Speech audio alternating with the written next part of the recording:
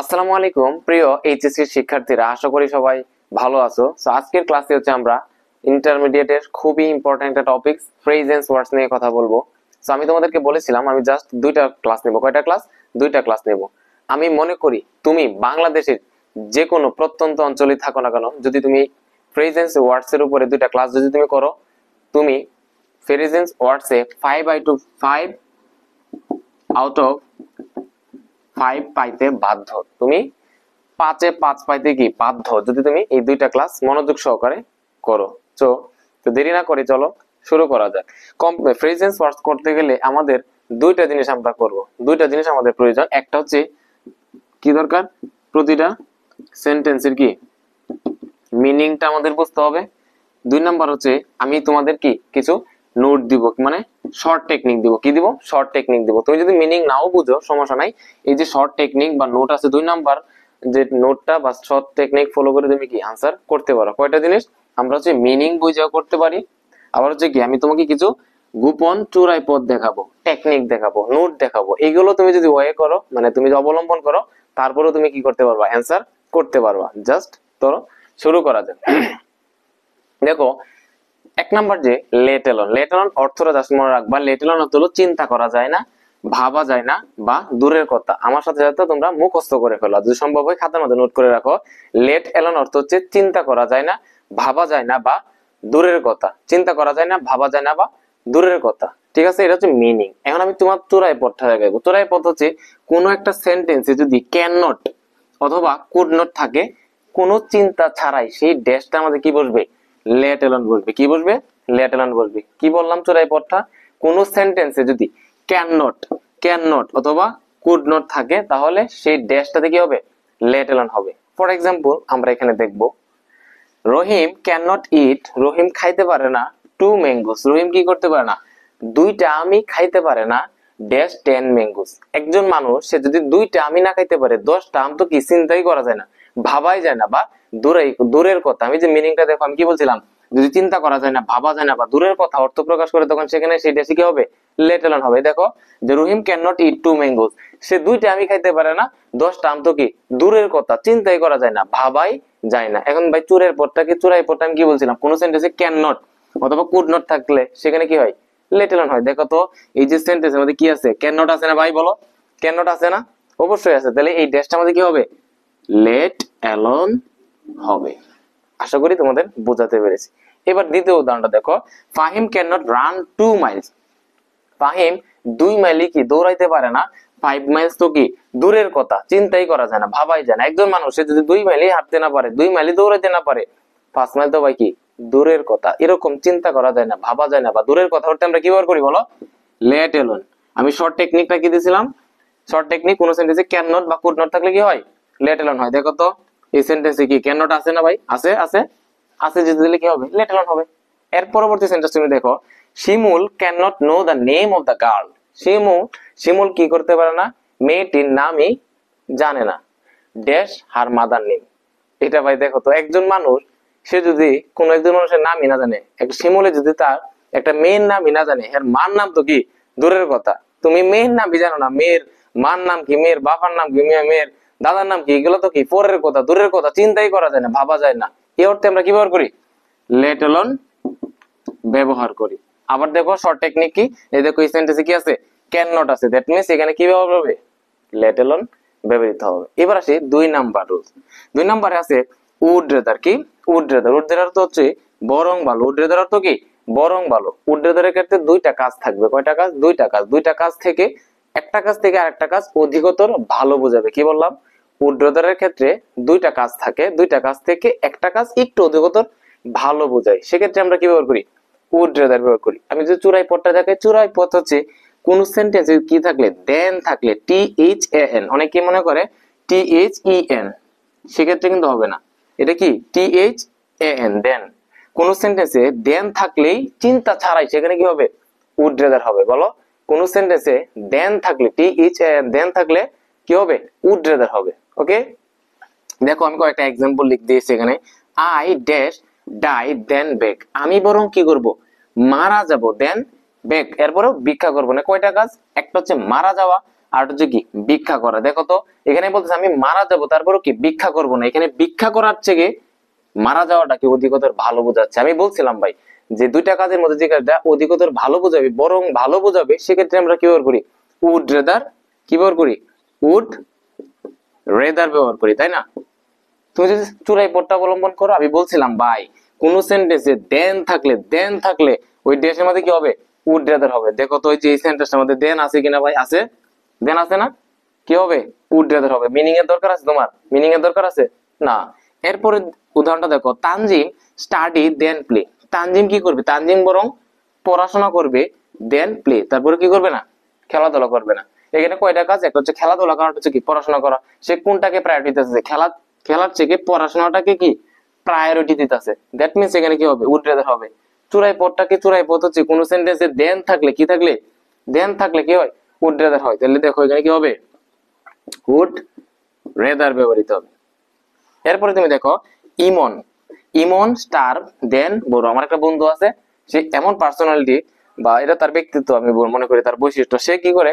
সে মাঝে মাঝে কি থাকে? খায় না বা হচ্ছে ক্ষুধার্ত থাকে। এরপরে হচ্ছে কি করে না? কারো কাছে ধার নেয় না। এমন অনেক বন্ধু, অনেক মানুষই আছে দেখবো হচ্ছে সে মানে টাকা নাই, চলতে পারতেছে না, এরপরে কারো কাছে কি করে না? ধার করে না। এটা অনেকের অনেক পার্সোনালিটি বলতে পারতেন। তাহলে দেখো এখানে কয়টা কাজ? একটা হচ্ছে তোমার কি ক্ষুধার্ত থাকা, আর হচ্ছে কি ধার করা। তাহলে ইমনে কোনটাকে প্রায়োরিটি দেয়? দুইটা কাজের মাঝে সে ক্ষুধার্ত থাকাটাকে কি বেশি প্রায়োরিটি দিতেছে। তাহলে আমরা কি বলছিলাম? বরং ভালো অর্থে আমরা কি ব্যবহার করি? উড রেদার ব্যবহার করি। তাহলে দেখো ইমন বরং ভালো কি করবে? ইমন বরং ক্ষুধার্ত থাকবে, এরপরেও কি ভিক্ষা করবে না, সরি ধার করবে না। এই ক্ষেত্রে আমরা কি ব্যবহার করবো? উড রেদার ইউজ করব। শর্ট টেকনিকটা কি আমরা বলছিলাম? কোন সেন্টেন্সে দেন থাকলে, ডিএইচএন দেন থাকলে, সেক্ষেত্রে ওই ড্যাশের মধ্যে কি হবে? উড রেদার হবে। আমি দুইটা এক্সাম্পল তো আবার রিপিট করি, যে কোন সেন্টেন্সে ক্যান নট অথবা কুড নট থাকলে আমরা কি ব্যবহার করব?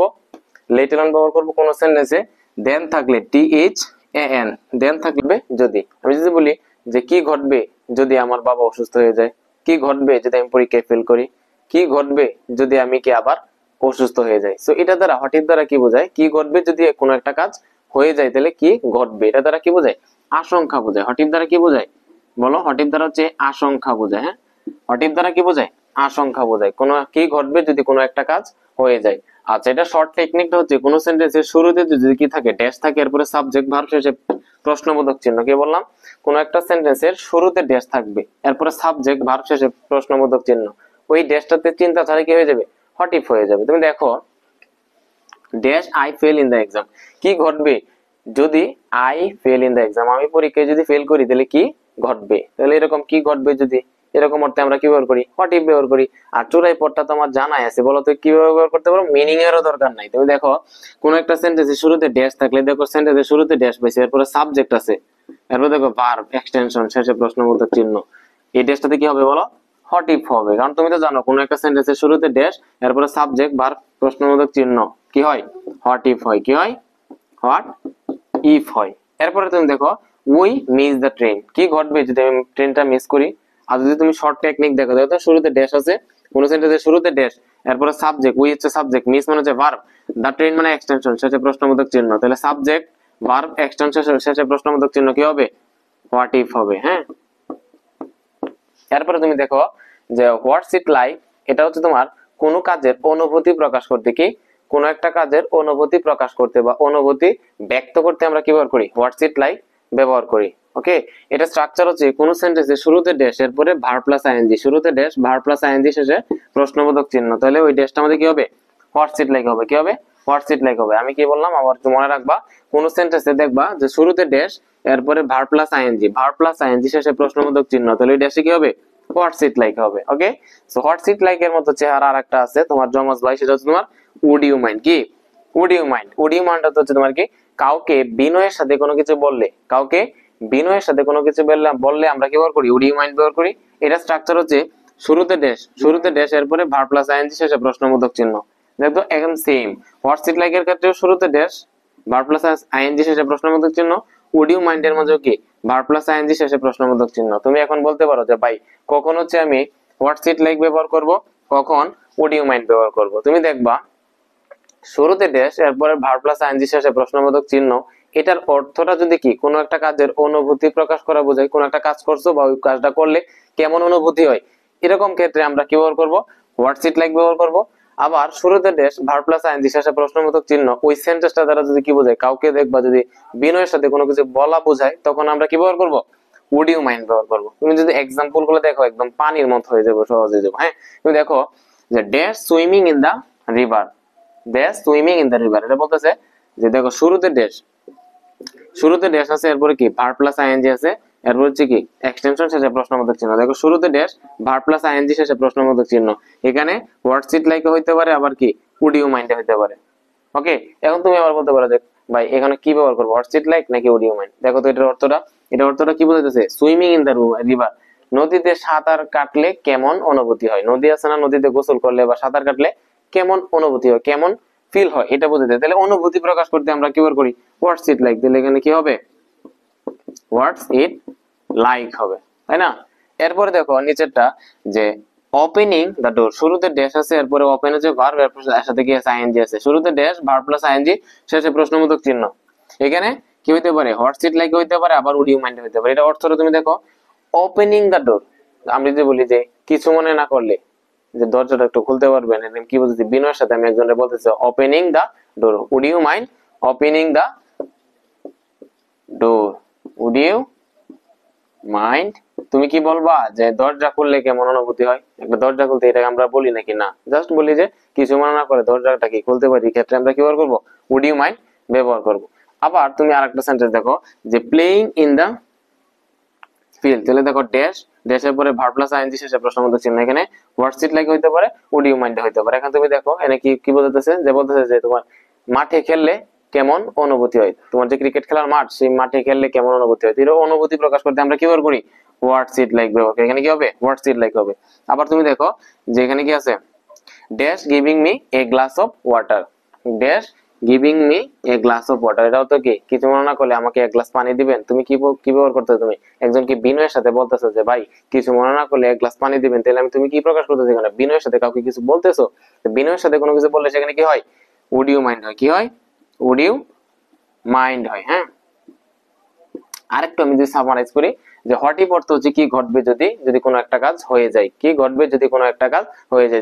যেমন কি ঘটবে যদি আমি যদি ট্রেনটা মিস করি, কি ঘটবে যদি আমি ক্লাসটা মিস করি, এরকম অর্থে আমরা কি করি, হোয়াট ইফ ব্যবহার করি। আর শর্ট টেকনিকে কোন সেন্টেন্সে শুরুতে ড্যাশ, এরপর সাবজেক্ট, শেষে প্রশ্নবোধক চিহ্ন, সেখানে কি হবে, হোয়াট ইফ হবে। এরপরে তুমি দেখো হোয়াটস ইট লাইক আর would you mind, what's it like এবং উড ইউ মাইন্ডের স্ট্রাকচারালি কি নাই, কোনো পার্থক্য নাই। উড ইউ মাইন্ডের পরে ভার্ব প্লাস আইএনজি হয়, হোয়াটস ইট লাইকেও কি ভার্ব প্লাস আইএনজি হয়। কিন্তু পার্থক্যটা হচ্ছে হোয়াটস ইট লাইক এর ক্ষেত্রে কি বোঝায়, কোনো একটা কাজের অনুভূতি প্রকাশ করা বোঝায়, আর উড ইউ মাইন্ডের ক্ষেত্রে কি বোঝায়, কাউকে বিনয়ের সাথে কোনো কিছু বলার ক্ষেত্রে আমরা কি ব্যবহার করি, উড ইউ মাইন্ডটা ব্যবহার করি। ওকে, সো এই ছিল আজকের ক্লাস। সো আশা করি তোমাদের ক্লাসটা উপভোগ করেছো। যদি তোমাদের ক্লাসটি ভালো লেগে থাকে তাহলে তোমরা শেয়ার করে দাও, যাতে করে তোমাদের বন্ধুরা ওই ক্লাসটা করার সুযোগ পাও। এবং আগামী ক্লাসটা তোমরা কোনোভাবেই মিস করিও না। আগামী ক্লাসে হচ্ছে আমরা ফ্রেজ এন্ড ওয়ার্ডস একদম শেষ করে দিব। সো আগামী ক্লাস পর্যন্ত ভালো থাকো, সুস্থ থাকো, আল্লাহ হাফেজ।